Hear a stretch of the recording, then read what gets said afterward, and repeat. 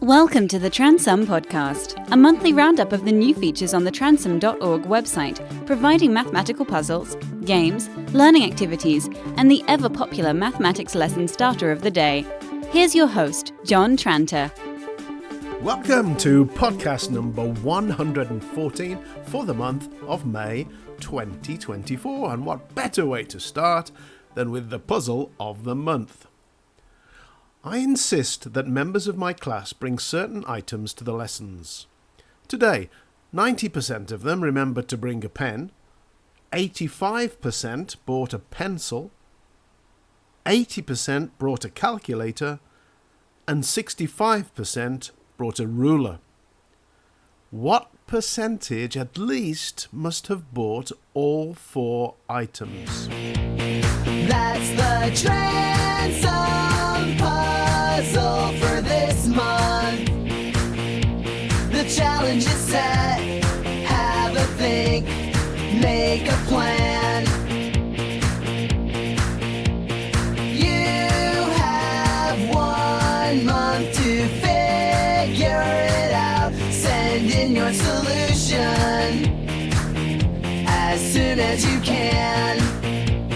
Send your solution and your method or your student's method to podcast@transum.org. That would be great. While you think about it, here are some of the key resources added to the Transum website during this last month. Coins and Notes is a new, quick, basic exercise on recognising British coins and notes. It was prompted by a statement in the Functional Skills curriculum and the fact that a new banknote will be released in the UK next month featuring the image of King Charles.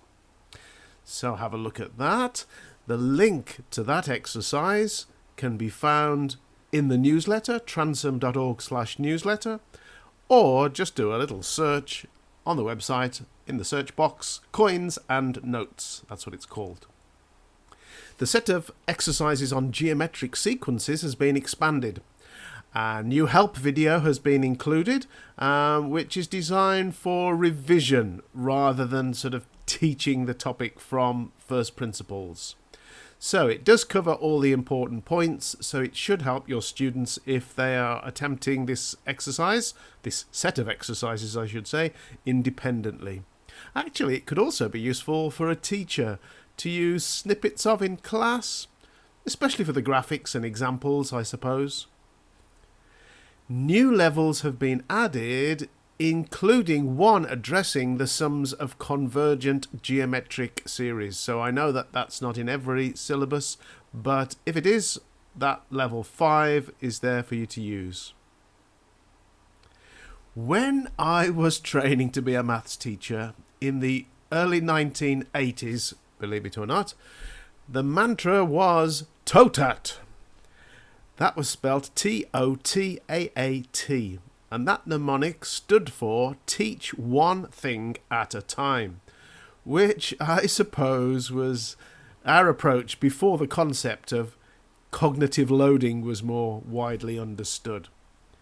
And I was reminded of this yesterday when I was jogging around the park listening to the Mr. Barton podcast, and he offered many excellent suggestions for carefully choosing examples and discussing the problem of starting with an example where there is actually too much included in terms of the concepts needed to sort of solve it.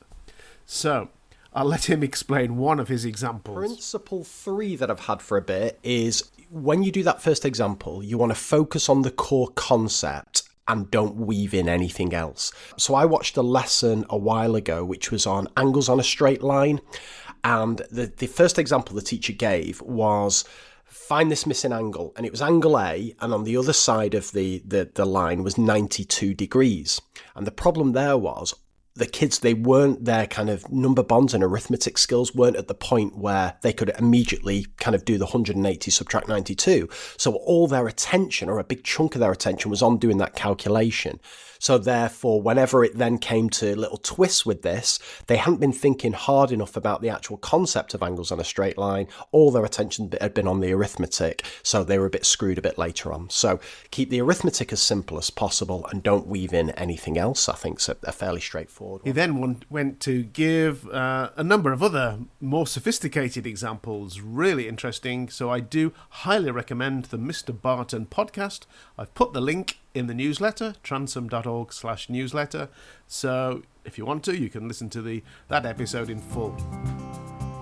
You can find Transom Mathematics at www.transom.org.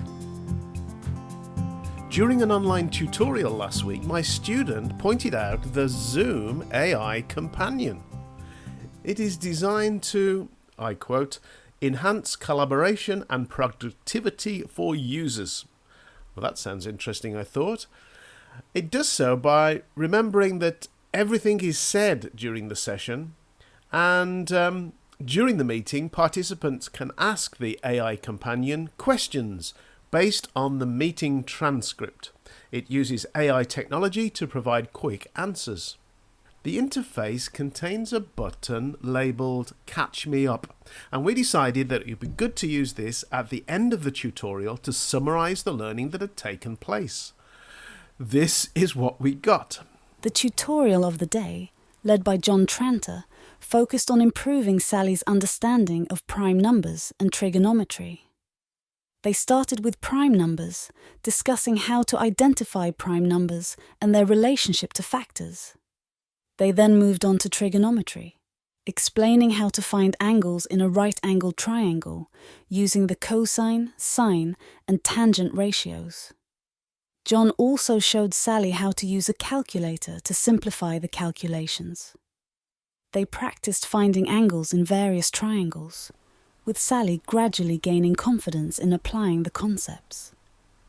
So, I think the system is best suited to give summaries of meetings rather than maths tutorials, so I'm not sure how useful the paragraph is to us, but the funny thing is that the student's name is Josh, but as he was using his mother's laptop to run the Zoom software, and her name was Sally, well, you'll see where the misconception occurred. Okay, don't miss these forthcoming special dates in May. The 1st of May, which possibly is today when you're listening to this, is May Day. So there's a starter about May Day. Go to the starters on the Transom website and have a look at the 1st of May starter. On the 4th of May, it's Star Wars Day. So there is a themed starter for Star Wars Day. And as with every month, have a look at the birthdays page to see the famous birthdays this month and other birthday activities. So right now I know with my students it's all last minute revision time. So just to remind you, on the Transom website we have IB exam style questions along with answers for subscribers and work solutions. We have GCSE or IGCSE higher extended exam style questions.